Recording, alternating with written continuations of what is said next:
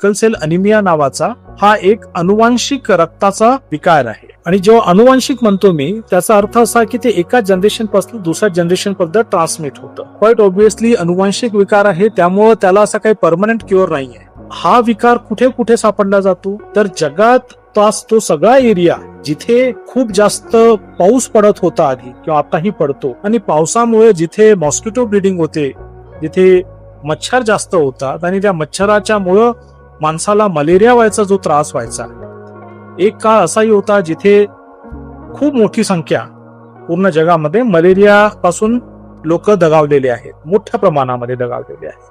1000 वर्ष आधी म्हणा, 2000 वर्षांआधी म्हणा, ज्या ह्युमन इव्होल्युशन मध्ये, तर मलेरियाला सिकल सेल अनिमिया हा एक इव्होल्युशनरी रिस्पॉन्स होता. म्हणजे सांगायचा भाग हा, मलेरियाचा जो पॅरासाइट असतो प्लाझ्मोडियम, तो आपला रक्तातला रेड ब्लड सेल मध्ये जातो आणि तिथे ब्रीड होतो, मल्टिप्लाय होतो. रक्त म्हणजे RBC red blood cell, WBC white blood cell आणि प्लेटलेट्स, हे 3 प्रमुख सेल्स आहेत. आणि त्याच्या व्यतिरिक्त जो लिक्विड पार्ट आहे त्याला आपण प्लाझ्मा म्हणतो. आणि या तिन्ही जे सेल्स आहेत रक्तातले, त्यांचे वेगळे वेगळे कार्य आहेत. सर्वात महत्वाचं कार्य, जसं रेड ब्लड सेलचं कार्य काय आहे, रेड ब्लड सेल जो गोल शेपचा असतो, त्याच्या आतमध्ये हिमोग्लोबिन नावाचं प्रोटीन असतं.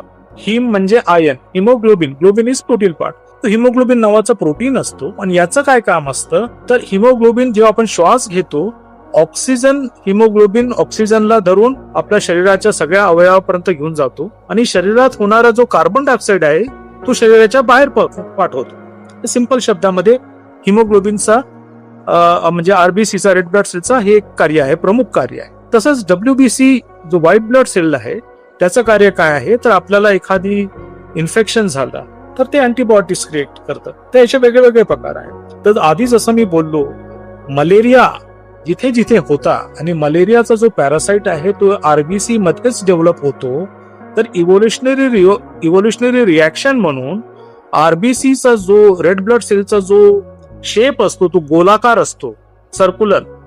तर सर्क्युलर न होता सिकल सेल अनिमिया या प्रकारामध्ये सिकल शेप होऊन जातो, म्हणजे विळासारखा होऊन जातो.